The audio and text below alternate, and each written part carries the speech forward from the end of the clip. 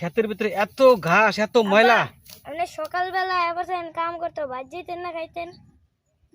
ভাই যা আমার অল্প একটু জায়গা আছে বাবা, এটা শেষ করা পরে যাই, কারণ এই যে একটু কইরা পরে গেলে পরে মনে করে একটু ভালো হইব, নাহলে যেই রোদ উঠছে রে বাবা, এই একটু ক্ষেতটা একটু খালি নিরাই থুয়ে যাই। আর তুই তো পারবি না, ছোট মানুষ, আমারই করা লাগবো, তো আমি একটু নিরাই থুয়ে পরে যাই। তোর মা কি পাকাইছে?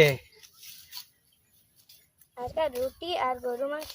রুটি আর গরুর মাংস না? ও ভালো খাবার। তুই খাইছিস নি বাদান? জি। আচ্ছা ঠিক আছে, তুই বহ, তো চল যাই।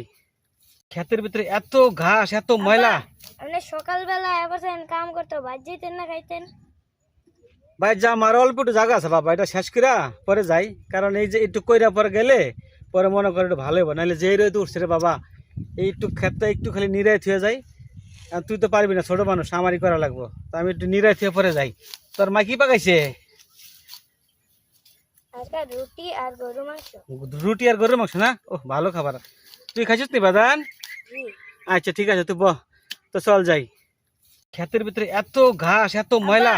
আপনি সকালবেলা বসেন কাম করতে বাদ যেতেন না খাইতেন।